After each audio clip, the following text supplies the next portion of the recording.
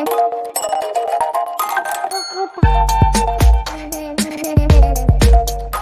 N tax rail की quickly analysis देख लेते हैं। चैनल को लाइक एंड सब्सक्राइब करना मत भूलेगा। तो टैक्स रेल में आप देख रहे होगे स्टॉक में यहाँ पे एक अच्छी रिकवरी देखने को मिली है। पिछले 5 सेशन में स्टॉक में जो तेजी देखने को मिली वो सारी चीज़ें बराबर कर दी उसने। जितना फॉल आया था 32% वो फिर से वापस आ गया है और आज थोड़े अलग लेवल का बूम था। यहाँ पे गैप अप भी हुआ और फिर चलते हुए नजर आया।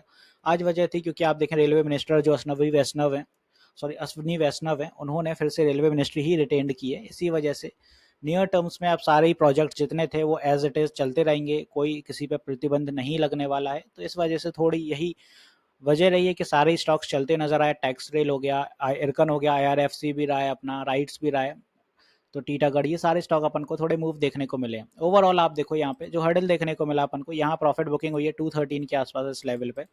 इसके ऊपर इसलिए स्टॉक नहीं जा पाया। कल क्या होता है वो समझते हैं।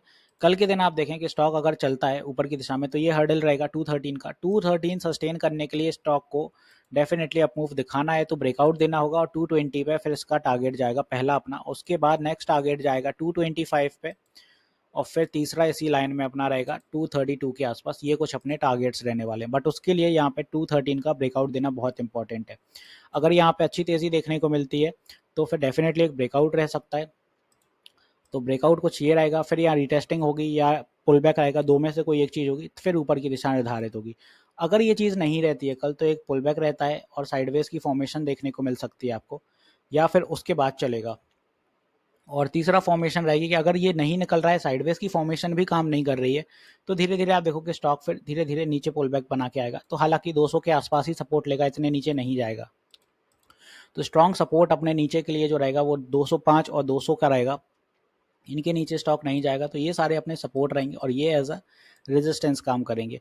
ओवरऑल EMAs देखें तो इनके ऊपर ही ट्रेल कर रहा है स्टॉक और फिलहाल कोई दिक्कत नहीं है, सारी चीज़ें पॉजिटिव देखने को मिल रही हैं अपन को। संभावना है स्टॉक रिकवरी करते हुए आए तो डेफिनेटली यहाँ ब्रेकआउट देने की संभावनाएं ज़्यादा बनती हुई नजर आ रही हैं ओवरऑल। क्योंकि यहाँ पे जो चैनल बन रहा था आप उसको अगर फॉलो करते हैं तो कुछ ये फॉर्मेशन बनती हुई नजर आ रही है। तो नियर टर्म में यहाँ से ब्रेकआउट देता है तो वो भी अच्छा है, नहीं आता है तो थोड़ा सा नीचे आएगा तो फिर आप एक्यूमुलेट कर सकते हैं 200 के करीब।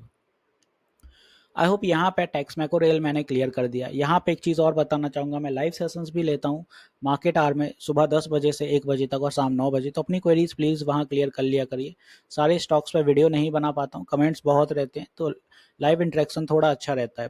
अब बात आती है कि टैक्स रेल में बड़े टारगेट्स कहाँ तक जाने वाले हैं। यहाँ पे जो अपना रहा है 232 तो ठीक है, ये आ जाएगा क्योंकि ये हाई भी है स्टॉक का। इसके बाद ये सस्टेन करेगा तो नियर टर्म में अपना 240 जाएगा और फिर ऐसे ऐसे करके 250, फिर यहाँ कहीं करेक्शन देखने को मिल सकता है 250 पर। वो इसलिए बोल रहा हूँ कि यहाँ तक 32% चल गया, 32-33 यहाँ तक जाएगा तो 50-60% हो जाएगा। तो और नॉर्मली स्टॉक 50-60% के बाद एक माइनर करेक्शन दिखाते हैं तो यहाँ तक उसके लिए भी तैयार रहेगा। आई होप यहाँ मैंने सारी चीज़ें क्लियर कर दी हैं। मिलते हैं नेक्स्ट वीडियो में। This is me Shubham Yadav signing.